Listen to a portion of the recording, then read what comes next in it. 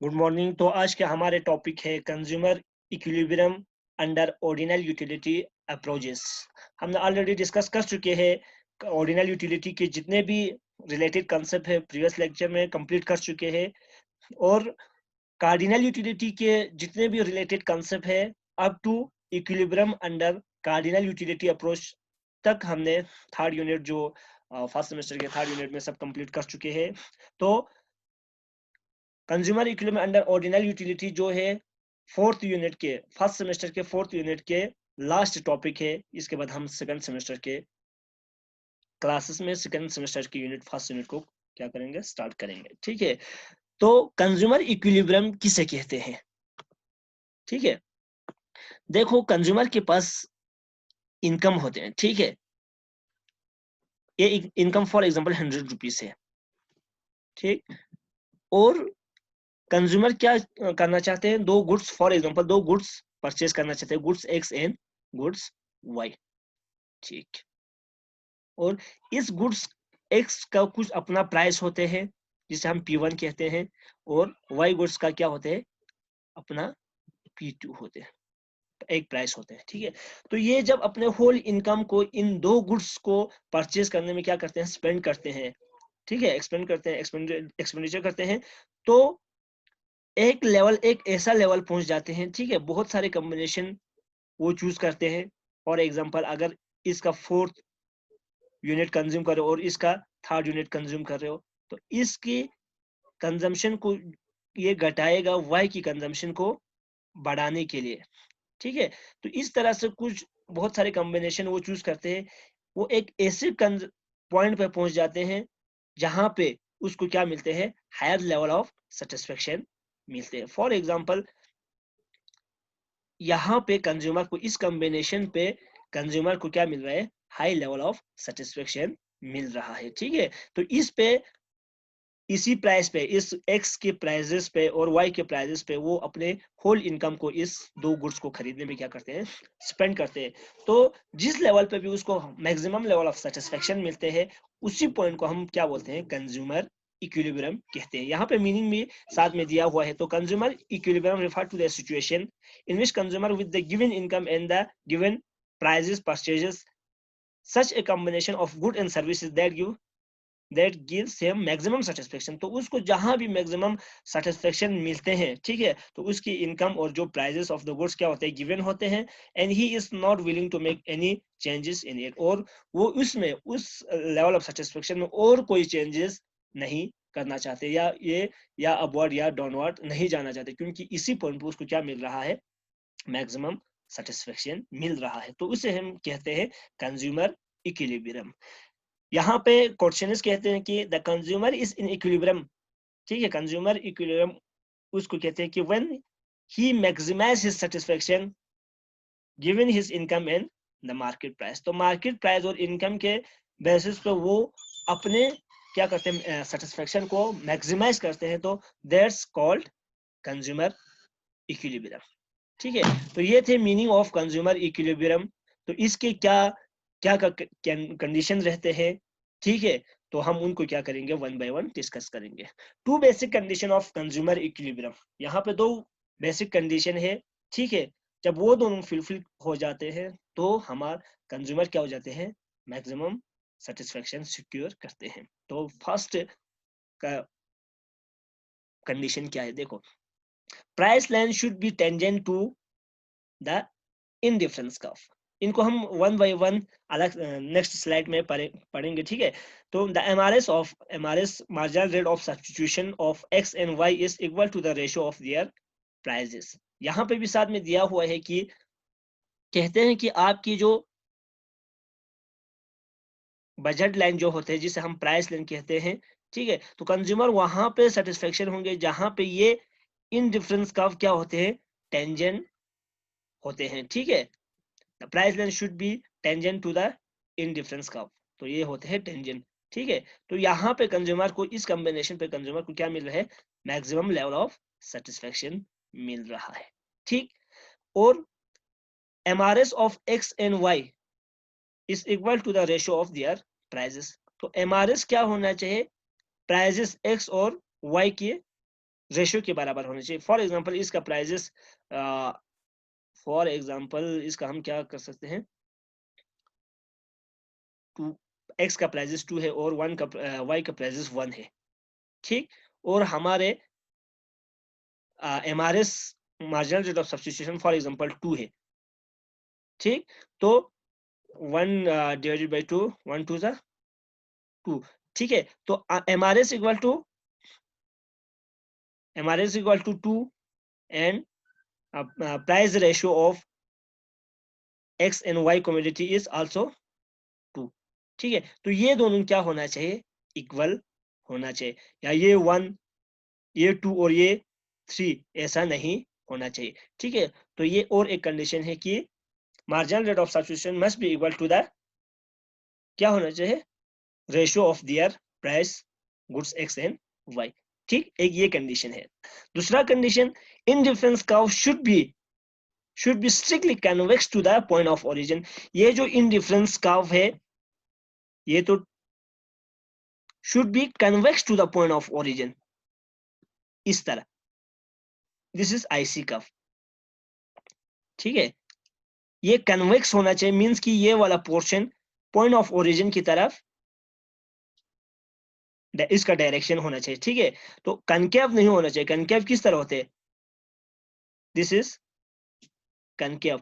अगर ऐसा होगा तो आपकी इन डिफरेंस कर्व का शेप इस तरह होगा, तो ये आपकी इक्विलिब्रियम कंडीशन को क्या नहीं करेंगे, फुलफिल नहीं करेंगे। तो आपकी इन डिफरेंस कर्व का शेप क्या होना चाहिए, like this, it is should be convex to the point of origin. तो हम इसी दो कंडीशन को विद डायग्राम क्या करेंगे, डिस्कस करेंगे, ठीक है, ताकि आपको ज्यादा से ज्यादा समझ में आ जाए। अब यहाँ पे देखो, बजट लाइन या price line should be tangent to the indifference curve. ये है हमारे, ये जो यहां से इस तरह से एक लाइन है, दिस इज बजट लाइन, ठीक है। तो वहां पे in difference curve should be tangent होना चाहिए, लाइक दिस, ठीक है। बट यहां पे 3 इन डिफरेंस कर्व है, वन इज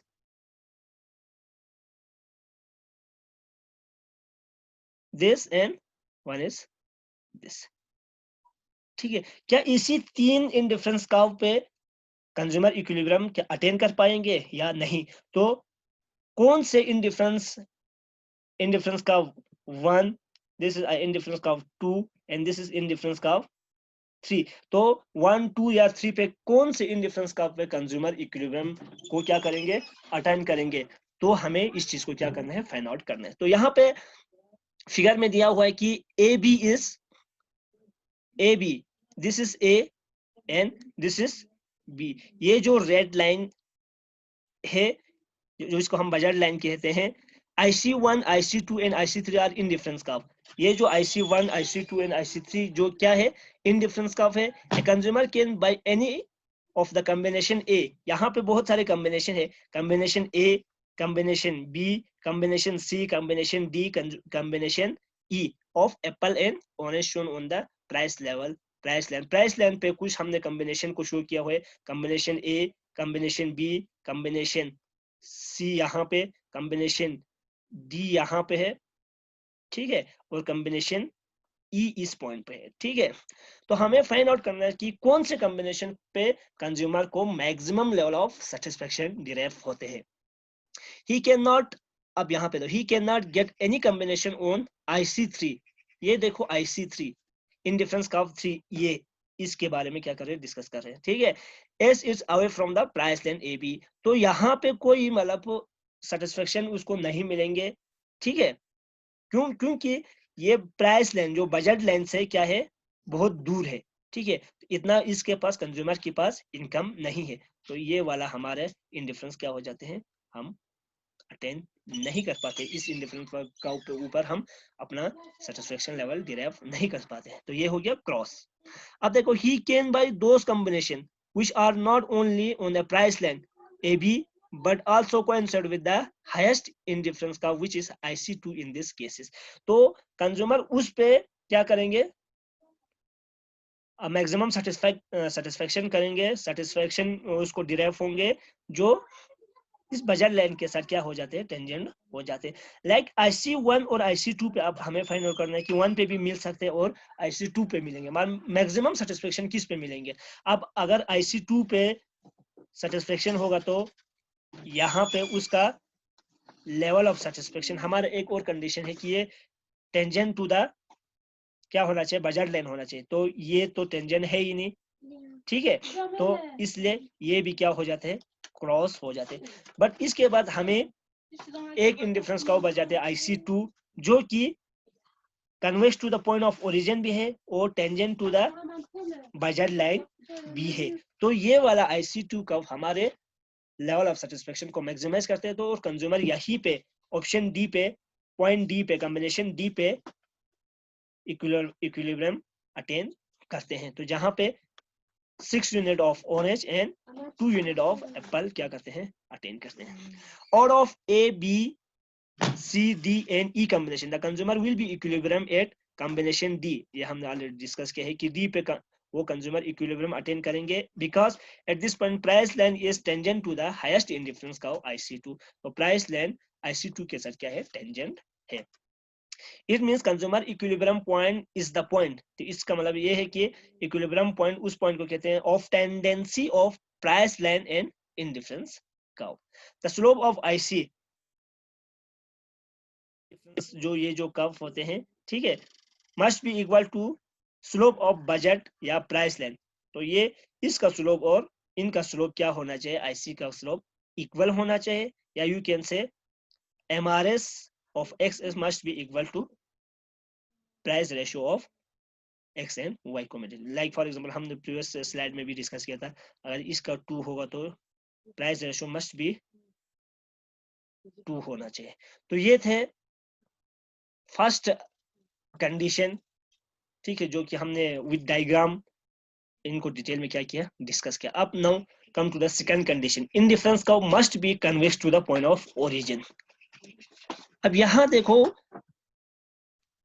ये है हमारे X एक्सिस और Y axis, this is Y axis और दिस इज X एक्सिस। तो यहां पे कहते हैं कि this is your budget line, तो your indifference should be must be convex to the point of origin. अगर ऐसा आपके इंडिफरेंस कर्व डिराइव होते हैं तो आपकी consumer equilibrium maximum level of satisfaction consumer को मिलेंगे और उसी मैक्सिमम लेवल को हम क्या कहेंगे, कंज्यूमर इक्विलिब्रियम पॉइंट कहेंगे। अगर आपकी इंडिफरेंस कर्व कुछ इस तरह हो, कनकेव हो, तो आप मैक्सिमम लेवल ऑफ सेटिस्फेक्शन नहीं अटेन कर पाएंगे और कंज्यूमर इक्विलिब्रियम भी अटेन नहीं कर पाएंगे। तो यहाँ पे दिया हुआ है कुछ पॉइंट्स, साथ में यहाँ पे डायग्राम भी दिया हुआ है, ठीक है। The other condition of equilibrium is that at a point of equilibrium IC should be convex to the point of origin। तो IC should be convex to the origin होना चाहिए। This is our IC, ठीक है। तो यहाँ पे देखो आपकी IC1 convex to the origin है या नहीं, नहीं, बल्कि ये क्या है, कनकेव है, ठीक है। अगर इस तरह से आपके इंडिफरेंस कर्व होंगे तो आपको इक्विलिब्रियम पॉइंट नहीं मिलेंगे, ठीक है। MRS of X for Y should be diminishing। तो आपकी MRS क्या होना चाहिए, MRS होना चाहिए डिक्लाइन, मींस की diminishing marginal rate of substitution क्या होना चाहिए, यहाँ पे अप्लाई होना चाहिए। मींस कि अगर आप X की कमोडिटी परचेस कर रहे हो और Y की कमोडिटी परचेस कर रहे हो, ठीक है, इसका MRS, ठीक है, तो आप ऐसे क्या करते हैं कि जब इसका कंजम्पशन 1 था तो इसका कितना था, 6 था, ठीक है, इसको 2 करने के लिए आपने इसका बढ़ा दिया, 4 कर दिया। फॉर एग्जांपल इसका 4 करने के लिए आपने इसका 2 कर दिया। तो ये इससे हमें क्या मिलते हैं, एक MRS डिराइव होते हैं, ठीक है, इन दोनों के रेशियो से। तो वो क्या होना चाहिए, डिक्लाइन। फॉर एग्जांपल पहले आपको इस पहले कॉम्बिनेशन पे MRS 3 हो तो दूसरे पे 2, तीसरे पे 1 और चौथे पे 0, ठीक है। इस तरह से आपकी MRS का सीन होना चाहिए। MRS should be declining, diminishing। If at point of equilibrium IC is concave, अगर ये चीज concave हो तो इस तरह, ये है कि concave and not convex to the point of origin। अगर ये convex to the इस तरह नहीं हो, then it will not be a position of equilibrium, तो हम इसे equilibrium point अपना नहीं मान सकते हैं. That's it. इन फिगर में भी यहाँ पे साथ में दिया हुआ है कि AB is the budget line, this is A and this is B. तो ये जो straight line इन दोनों के बीच में है, this is budget line. IC1 is in difference curve, this is IC1, ठीक है, जो कनकेव है, तो ये इन डिफरेंस का 1 है. At a point of E budget line A B, ये यहाँ पे बजट लाइन ई के ऊपर क्या हो रहा है, टच कर रहे हैं. इस टेंजेंट टू IC1, जो कि टेंजेंट है IC1 के ऊपर. Thus at a point of E MRS and price ratio of apple and orange are equal, यहाँ पे इक्वल होंगे. But the point E is not the stable equilibrium point. But ये जो ई पॉइंट यहाँ पे ई है, जहां पे टेंजेंट करते हैं, ये एक स्टेबल इक्विलिब्रियम पॉइंट नहीं है. क्यों नहीं है? क्योंकि because at this point MRS is increasing. तो हमने इंक्रीजिंग मतलब क्या होता है, MRS का वैल्यू 1 2 3 4 ऑन सो ऑन, ठीक है. तो इससे यहाँ पे जब कनकेव होते हैं तो आपके MRS का वैल्यू क्या आते हैं, इंक्रीजिंग कर जाते हैं. बल्कि आपकी इक्विलिब्रियम कंडीशन का आपके MRS क्या होना चाहिए, डिक्रीजिंग होना चाहिए. बट यहाँ पे क्या है, आपके MRS इंक्रीजिंग है. तो इसलिए ये एक स्टेबल इक्विलिब्रियम पॉइंट नहीं है. इंस्टेड ऑफ डिमिनिश करने के बजाय ये क्या कर रहे हैं, इंक्रीजिंग कर जा रहा है. तो ये इक्विलिब्रियम पॉइंट को, तो यहाँ पे हमें स्टेबल इक्विलिब्रियम पॉइंट नहीं मिलेंगे. एट पॉइंट ई, तो ई पे क्या मिलता है, IC is concave to the point of origin, so it is violation of second condition of equilibrium. तो हमारे इक्विलिब्रियम एक कंडीशन है, ठीक है, convex to the point of origin होना चाहिए इस तरह से, ठीक है. तो इस कंडीशन को क्या कर रहे हैं, वायलेट कर रहे हैं. तो जो भी हमारे कंडीशन को वायलेट करेंगे, इसका मतलब कि हम पॉइंट को अटेन नहीं कर पाएंगे, ठीक है. तो यहाँ से हमें मिलता है कि consumer will therefore attain A stable equilibrium. तो कंज्यूमर को स्टेबल इक्विलिब्रियम पाने के लिए क्या करना चाहिए, only when IC is not only tangent. IC सिर्फ टेंजेंट होना जरूरी नहीं है, खाली यही एक सफिशिएंट कंडीशन नहीं है, ठीक है. और एक नेसेसरी कंडीशन भी है कि ये टेंजेंट तो ये है, कनकेव भी टेंजेंट है, but it is also convex. तो ये IC का शुड भी क्या होना चाहिए, convex to the point of origin. तो इसका मतलब यहाँ से हमें डिराइव होते हैं कि इसका कर्व कैसे होंगे. ये वाला डिमांड कर्व कनकेव है, इससे हमें पता चलता है कि यहाँ पे कोई इक्विलिब्रियम पॉइंट नहीं मिलेंगे. तो हमें यहाँ पे दूसरा डायग्राम जब हम बनाएंगे तो इसका टेंजेंट डायग्राम कुछ इस तरह से मिलेंगे. तो इस पॉइंट पे कंज्यूमर क्या होंगे, इक्विलिब्रियम पॉइंट को अटेन कर पाएंगे, और यहाँ पे ही इसको सबसे ज्यादा मैक्सिमम सेटिस्फेक्शन मिलेंगे. तो ये थे consumer equilibrium under ordinal utility approach. Hope कि आप लोगों को पूरे सीरीज का सारे लेक्चर आपने वॉच किया हो और आप बिल्कुल हर एक पॉइंट को समझा होगा. Thank you very much. तो नेक्स्ट सेमेस्टर के हम लेक्चर कल से स्टार्ट करेंगे, फर्स्ट यूनिट सेकंड सेमेस्टर, ठीक है. तो stay tune. Thank you very much. Allah Hafiz.